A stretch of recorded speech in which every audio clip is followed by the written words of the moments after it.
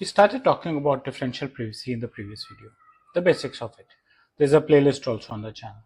In this video, we are going to get a bit deeper into it and see how practically the differential privacy should be implemented and what are the various tools that are used to get that going. Welcome to my YouTube channel where you daily see new content on data privacy, and we are going to get in a bit more detail about differential privacy. The idea is simple. You have a lot of data, you want to analyze it, but you also want to make sure that the data does not get breached. No one is able to access or read the data. So you collect the data, and for analysis, you send it maybe sometimes even to the third parties or your analytics teams to run AI tools over it. This could have the potential of exposing the raw data. So what you do? Anonymization. That can also be reverse engineered. So what's the next step? The next step is that you put in a lot of noise into the data, and when you add noise to the data, the chances of it getting exposed are reduced, and data cannot be just reverse engineered as it is. It can be used, it has to be used properly. No one can detect the individual's information. They can read, they can infer or do the analysis on the data, but not get the entire data back to them. And that's what you need to take care of. Your presence is not detected, but the results are accurate as per the real information. Types: you collect all the data centrally at a place, you introduce noise over there, it becomes a global differential privacy. You leave the data on the local device where you collected it and put in noise over there, it becomes local differential privacy. But there could be a hybrid model which would say that at some point in time, I collect data at a device and not all data comes central. Some gets processed there. So what gets processed there is processed there with noise, and what gets comes central and gets processed central with noise is handled separately, and that gets you into the hybrid mode of differential privacy.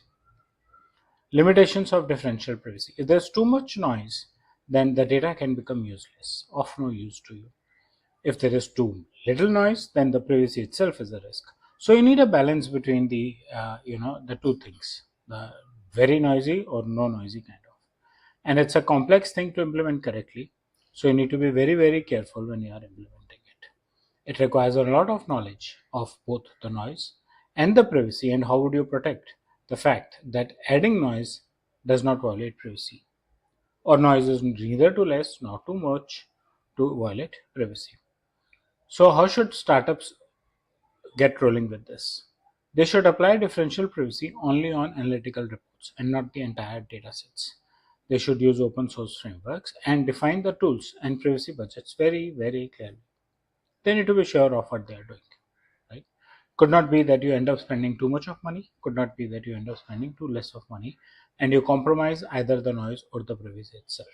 You should use the privacy enhancement techniques. You're going to get into more details of PETs in the coming videos, but you should use PETs like encryption, access control, data minimization, collect only what is required for the given purpose, and federal learning. Right? Don't move the entire data centrally. Don't move all the AI models locally. Do a federated learning. There's a video on federated learning as well on my channel. So, what are the key takeaways when it comes to differential privacy? Your privacy is a mathematical thing. It can be easily measured and controlled. It cannot be left uncontrolled. It protects individuals. It allows analytics. It works best in combination with privacy enhancement techniques.